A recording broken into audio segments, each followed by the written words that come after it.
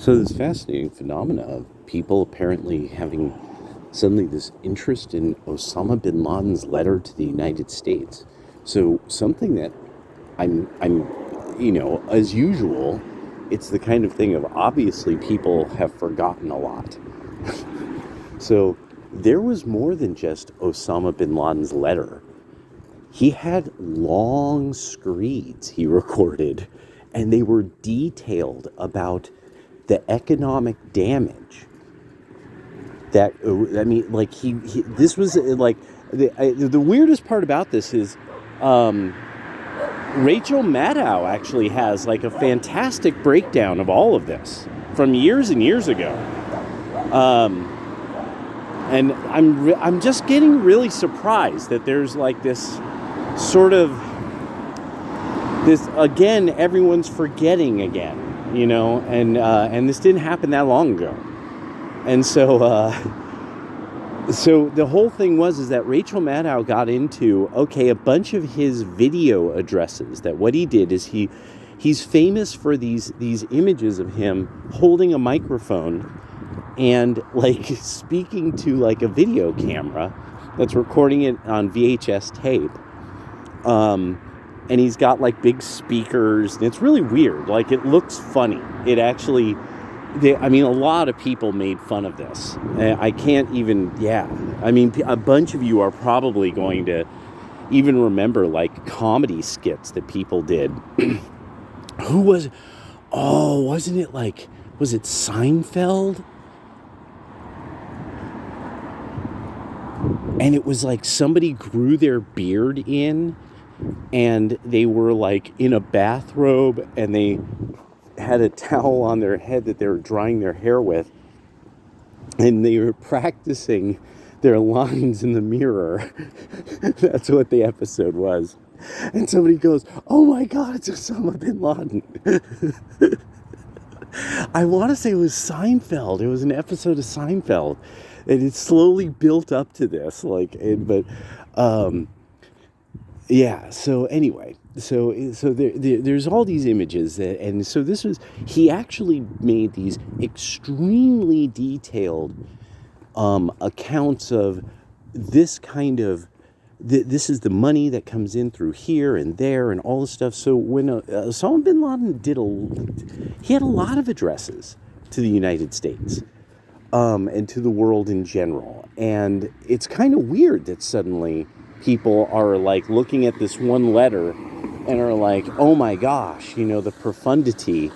And it's like, no, this guy was clearly mapping out so what most of these people are seeing is they're seeing the one of four forms of jihad.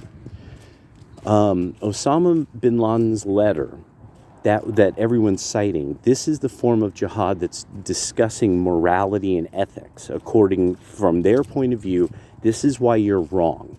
And not just wrong, you're corrupt. You're morally corrupt. That's a very important aspect of what the way that this is done.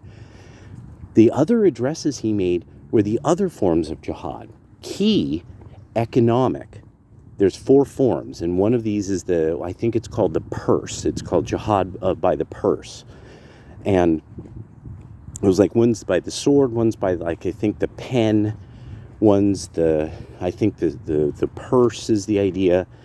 Oh shoot! Now I want to say the other is by the mouth, that you spread the word to the rest of the ummah, and you cause as many members of the ummah to attack the enemy. So he maps out, well, this is what your finances are like. This is, and he gets into this really, really detailed thing about it, about our economic system and money and all this, because of course he understands this because he was from one of the wealthiest families in the history of humankind. So he's this really, really rich guy, which is very typical, rich, highly educated. Now this is the part that's very important, and very likely a CIA asset until the very end. And that they just needed to clean up some loose ends. And so, yeah, a lot of people are forgetting that, and that's not conjecture in any way, shape, or form. Again, it's like, how don't you all remember that? Like, I'm not, like, who's not teaching this? Because some of these people are saying this, they're college age, and they seem to be college educated, but they don't know that, like, no, I mean, the Mujahideen, this was something okay, Morning Joe, Nina Brzezinski, her father is the one who's in that video with the Mujahideen, pointing to Afghanistan, saying, that's your land, God gave it to you, you need to take it back. Like that, how are people forgetting this? That was, oh my God. Oh, his name is like this bunch of backwards letters. Zbigniew Brzezinski. There we go. Zbigniew Brzezinski. Mr. Mexoplik. His name is Mexoplik. So, Zbigniew Mexoplik. No, Zbigniew Brzezinski. And he's one of these characters who's like this very picturesque, almost Hollywood level kind of features and style of his English and stuff. And all we know is he supposedly fought the Nazis and helped us fight the commies. But a lot of stories like that now are way more complicated than it seems. And because he was from what now is Poland, and at that time, well, yeah, what now is Poland. And so Zbigniew Brzezinski's a strange character. He's his own course. He's his own subcourse in history. So we end up having this issue with Osama bin Laden, this fascination that, so he's a CIA asset. There's even, I think, photos of him as like some kind of like a yearbook or something photo. I'm not sure if that was photoshopped. It could have been. Highly likely it was. But the next thing is all the other guys. Another thing I'm not getting. Do you all remember what 2012 was like with Al-Qaeda all over? So I'm pretty sure it was called Al-Shahab. Al-Shahab was the propaganda arm. This is the mouth.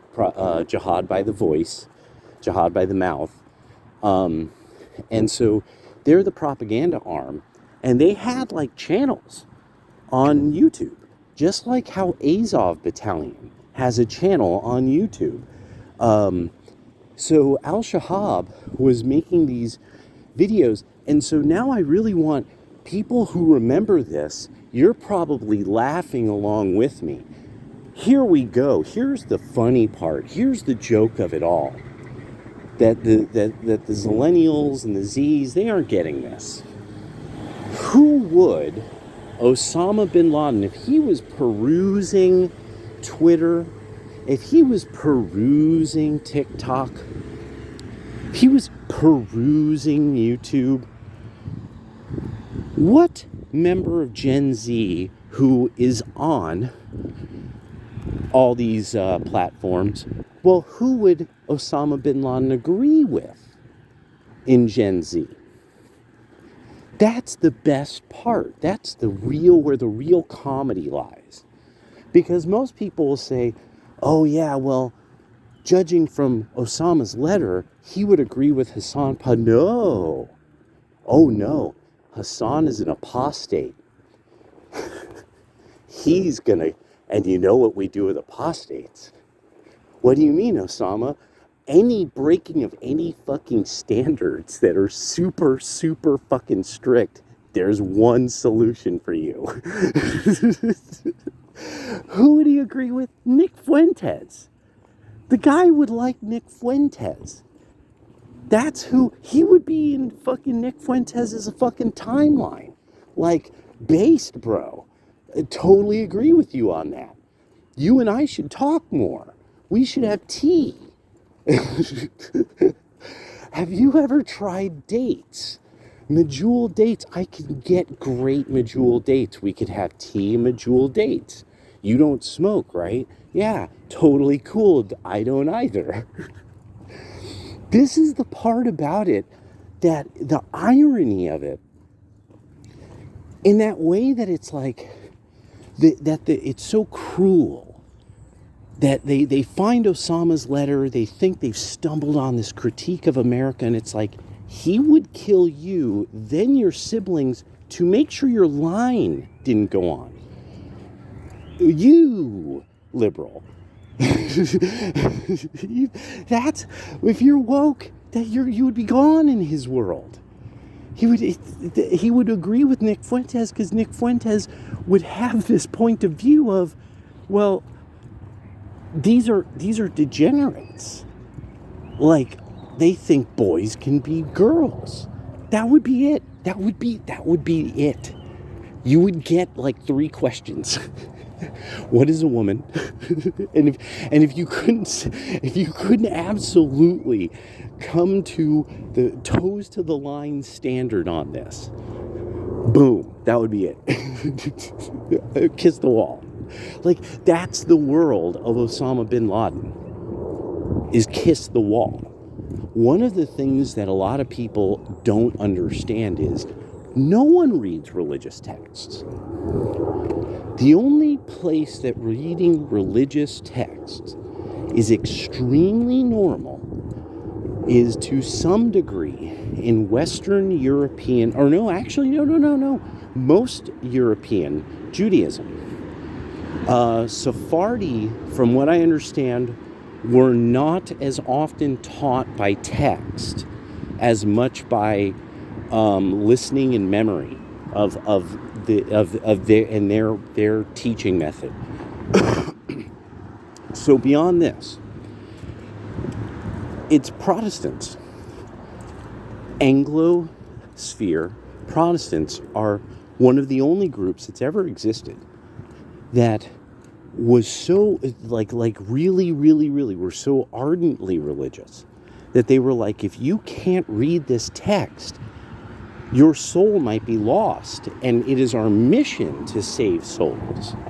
And so they insisted that their daughters could read. The other part of it is because of aspects of this being that this is one of these books that technically, at the time, there's a lot of events of history. There's measurements of objects, like the ark and other things. So getting into what is a cubit, what is an inch, what is these various measurements of the olden days.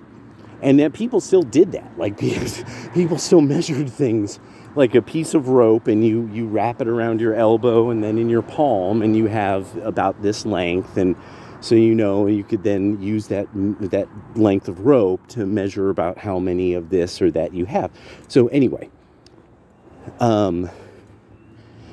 okay. So all these other guys from Al-Qaeda, and especially, so it's this Jewish American dude who's joined Al-Qaeda, and he's the main guy, David something or other, and he's his big deal, doing all this preaching about Americans. And what it was is that their problems were like, I mean, it was like what you hear with Nick Fuentes. I don't know, but none of you know this because it's all been yeeted from YouTube. This is the problem with YouTube doing what it's done. Is the problem protecting the feelings of people who are really weak, lily-livered and weak-willed. Is now you don't know a critical part of history that led to 2 decades of contiguous warfare. You don't know why exactly really that happened, because you have no idea who Al-Qaeda was. You can't see the footage. This is like how they made sure you can't know any Russian source on the Ukrainian neo-Nazis. When this was, you could find lots of sources on it, but these guys had it down. They had these people's names. They were getting into the strange ties it seemed to have to Western funders that they were trying to uncover. And then it was like, nope, you're off Facebook. Nope, bye-bye. When they got rid of Russian sources, you couldn't know anymore what the Russians were trying to say. And there's a big thing about this that really comes down to the Knights of Malta. People don't understand. The Knights of Malta are no longer the military charitable order of that region of the world in Syria and all that. That was taken over by an order, the Order of St. Lazarus. That's an Orthodox order.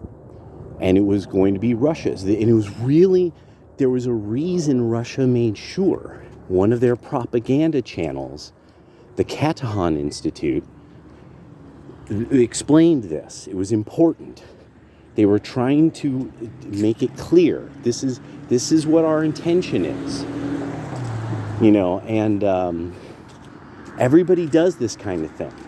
And it was also that for some reason the Catholic Church at the same time was kneecapping the Knights of Malta by taking out the Englishmen who had joined to run it. Or that they had recruited. I think the prior pope had recruited to run, something like that. Anyway, see, it's little things like that if you see it, you see it. And if you're into this kind of stuff, you're into it. And you got to get, like, a lot of your high school teachers and stuff. They're not very curious people. A lot of your college instructors, they're not genuinely curious. They have an ideology, and that's what holds back their true curiosity and their ability to soak it in and let it ferment a little. And then you're like, wait a second, I'm kind of seeing something here.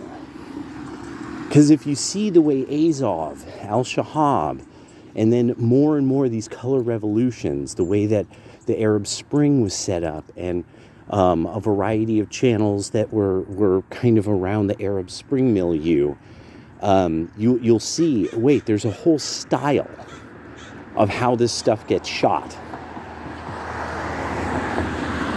And then when certain channels don't vanish ever, just kind of, they're just not really being used, and then you start really figuring,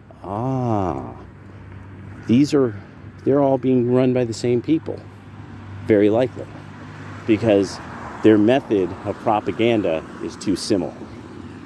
And then there's other research that would then link them if you were doing that kind of research. So this fascination with Osama's letter is truly a cruel irony. It really is. If the devil could play tricks through TikTok, this would be one. A real cruel trick. And I just am thinking about, like, if these kids only knew what Osama would do to them. That's what blows me away. And then to know what Al-Qaeda was telling the United States, every concept, degeneracy, they were using the word degenerate way back in 2012. They were using the word degenerate. They fundamentally were saying things shockingly similar to the alternative right. This is one of the reasons why I even started researching the alternative right, and I stumbled on it because I'm like, wait a second, I've heard a lot of this before. It's almost like some kind of propaganda organization was trying to, I don't know, a certain style of some propaganda organization. Just a style thing, I tended to notice. And I was like, well, I wonder what's going to happen. And what's interesting is, remember that David guy? Whatever happened to him? Whatever happened to that Spencer guy? Whatever happened to way back that Metzger guy? Remember Metzger? Not many people who watch my channel probably remember Metzger from the Aryan Nations. But all these characters that are suddenly like, this cult leader, are just, they're so influential. That they're there at the Capitol, saying, you should go inside, and people even have video of it. But, they supposedly were, they get on a no-fly list, but they never end up doing the time like somebody like Baked Alaska, who actually got somebody on footage saying they should go in. It was so weird. The weird patterns that bubble up as it ferments in my mind. Bubbling fermentation. Yeah. It's cruel. Lying is cruel. You shouldn't lie to the young. It's fun to fool young people now and then to see if they'll catch on. It's a game, but lying is a sin.